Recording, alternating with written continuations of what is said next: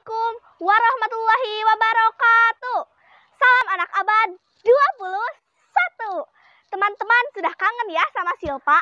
Di video ini Silpa akan menayangkan sebuah tokoh yang sangat berjasa untuk Indonesia. Siapa itu? Jenderal Sudirman.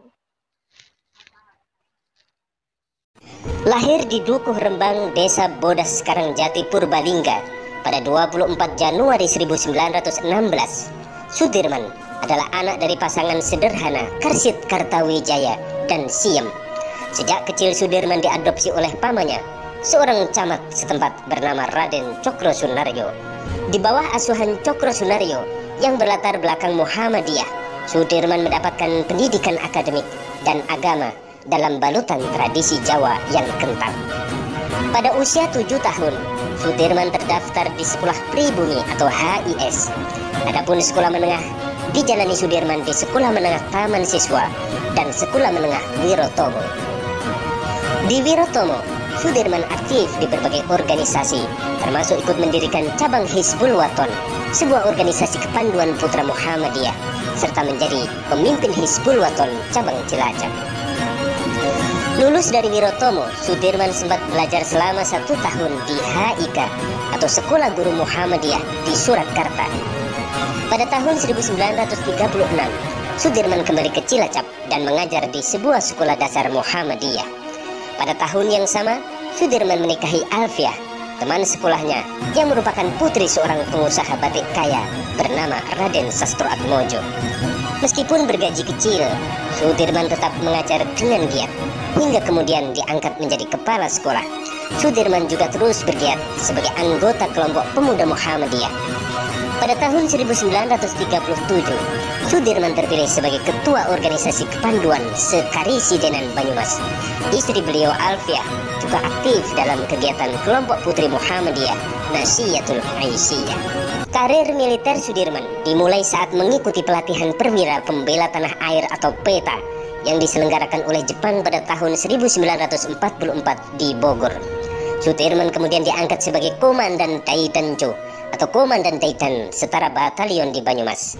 Setelah Indonesia merdeka, Sudirman dipercaya memimpin Divisi 5 Badan Keamanan Rakyat atau BKR yang meliputi Karisidenan Banyumas dan Kedu dengan pangkat kolonel.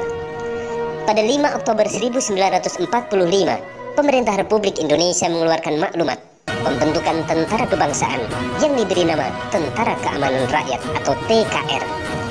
Pada konferensi TKR tanggal 12 November 1945 di Yogyakarta, Kolonel Sudirman terpilih sebagai pimpinan tertinggi TKR dan dilantik pada tanggal 18 Desember 1945 dengan pangkat jenderal.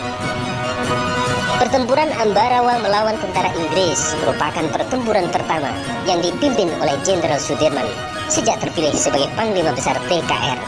Pertempuran Ambarawa sekaligus menjadi front pertempuran terbuka dan terbesar pertama sejak Indonesia merdeka.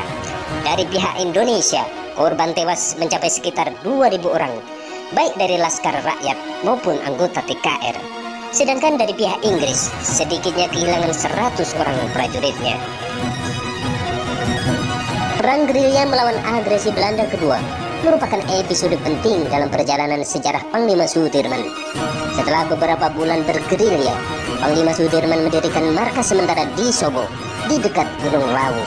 Dari tempat tersebut, Panglima Sudirman mengomando kegiatan militer di Pulau Jawa, termasuk rancang siasat operasi serangan umum 1 Maret 1949 bersama Kolonel Abdul Haris Nasution dan Letkol Soeharto. Pada pertempuran yang berlangsung selama kurang lebih 6 jam tersebut, pasukan Republik akhirnya berhasil menguasai kembali kota Yogyakarta dan menunjukkan eksistensi Republik Indonesia kepada masyarakat internasional. Keberhasilan serangan tersebut segera disiarkan ke radio-radio dunia dan diperdengarkan ke forum PBB di New York hingga berujung dengan dilangsungkannya perundingan Rome Van Rooyen. Tanggal 10 Juli 1949, Panglima Sudirman kembali ke Yogyakarta dan memerintahkan seluruh pasukannya untuk menghentikan perlawanan. Dengan disambut ribuan rakyat yang berbaris di sepanjang jalan, Panglima Sudirman yang kondisi kesehatannya semakin memburuk kembali ke Yogyakarta dengan ditandu para pengawalnya.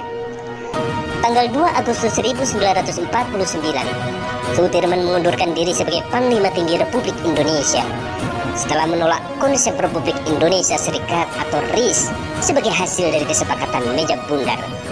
Sudirman menganggap kesepakatan meja bundar sebagai suatu penyimpangan dari Undang-Undang Dasar Republik Indonesia tahun 1945. Setelah itu, kondisi kesehatan Sudirman terus memburuk hingga akhirnya pada tanggal 29 Januari 1950, Jenderal Sudirman menghembuskan nafasnya yang terakhir dalam usia 34 tahun di rumah peristirahatan Tentara Badakan, Magelang, meninggalkan seorang istri dan 7 orang putra-putri. Kematian Jenderal Sudirman menjadi berita duka bagi seluruh rakyat Indonesia. Bendera setengah tiang dikibarkan dan ribuan orang berkumpul untuk menyaksikan prosesi upacara pemakaman beliau di Taman Makam Pahlawan, Semanggi, Yogyakarta.